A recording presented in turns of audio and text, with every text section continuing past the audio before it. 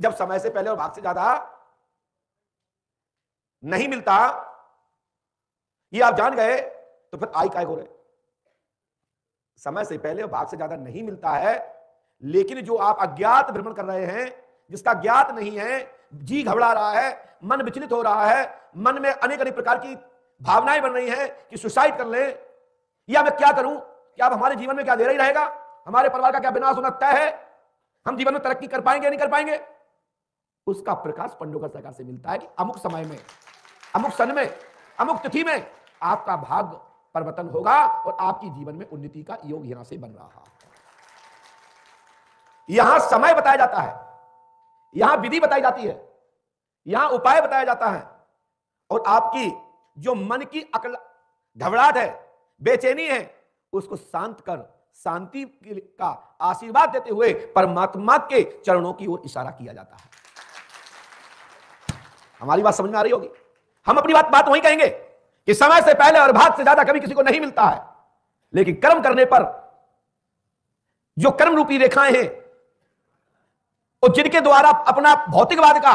जो विस्तार और विकास किया जा सकता है, उसकी सीमा, उसकी व्यवस्था, उसकी विधि, उसका औपचार तरीका बता करके जीवन की प्रकाश की ओर इशारा करना यह दरबार करता है। आप मेरी बात को अच्छे से समझे। ये तो बड़े बड़े ऋषि महर्षि भी जानते हैं, और ये बात को शास्त्र सम्मत भी है, और बड़े बड़े आचार्य विद्वानों का मत भी है कि जैसा करोगे वैसा भरोगे। कुछ ऐसी चीजें हैं जो कर्म दंड विधान, जो आपका पूर्व खाता है, जिसको डेबिट और क्रेडिट बोलते हैं, पूर्व जन्म जन्मांतर के जो कर्म हैं, जो हम भोग रहे हैं, 84 लाख योनि में भ्रमण कर रहे हैं, चाहे फिर योनि किसी की भी हो, चाहे जो आप हम और आप नर नारी जो बैठे हैं, मानव जाति या कोई भी पशु आदि आत्मा जीवाणु, सब कर्म विधान के अनुसार ही दंड का विधान का भोग भोगते हैं और कर्म अनुसार ही सुख का लाभ प्राप्त करते हैं।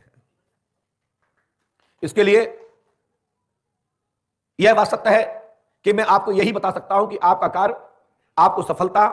आपके कर्म अनुसार जो रास्ता है, जो आपका रूट है, जिस रूट पर आप काम कर रहे हैं, जो लक्ष्य साध रखा है, जो लक्ष्य बना रखा है, जिसके लिए आप काम करने के लिए आगे बढ़े हैं, यह फलानी सन तारीख महीने तक आपको सफलता प्राप्त होगी या नहीं।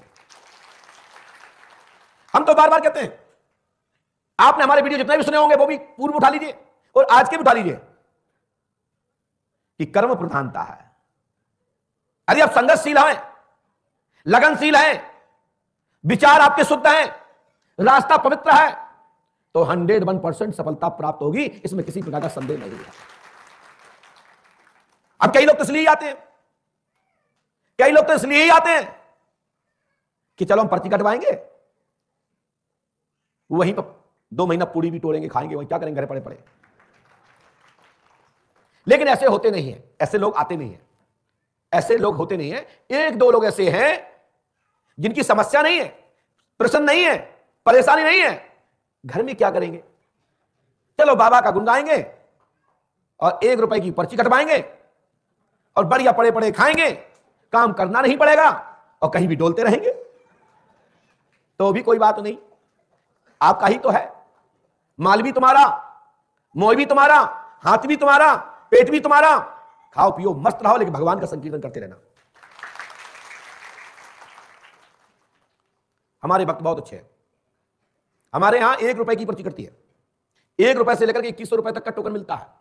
जिसमें दान की अपील होती है। और बड़े बड़े तीर्थों में,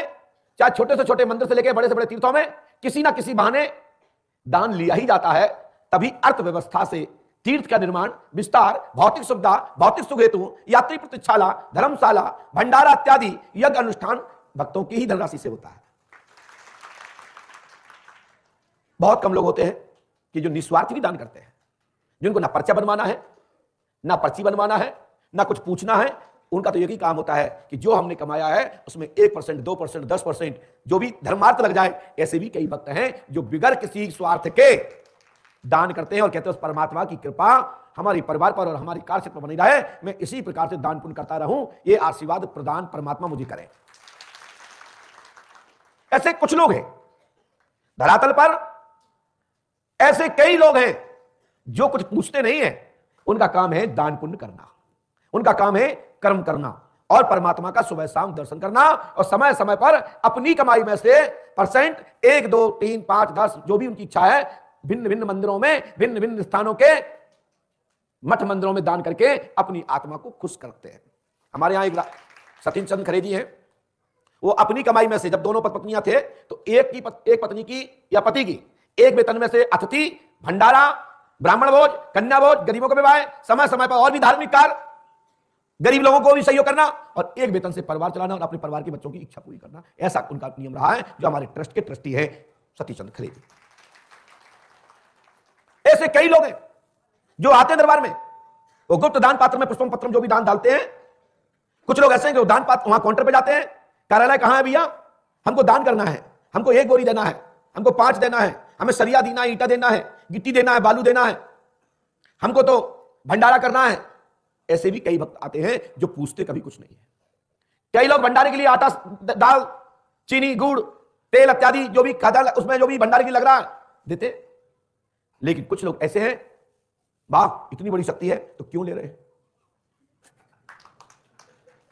क्यों कहते हैं अरे भगवान को क्या जरूरत है। और जब पानी बरसता था ना, धूप पड़ती थी, शक्ति तो अच्छी है, बहुत बड़ी है, लेकिन व्यवस्था नहीं है, बड़ी विडंबना है। लेकिन इसका परवाह मुझे नहीं पड़ता, मेरा तो कर्म है दक्षिणा लेना, दान के लिए प्रेरित करना, तीर्थों में भक्तों को बुला करके कथा वार्ता सुनवाना,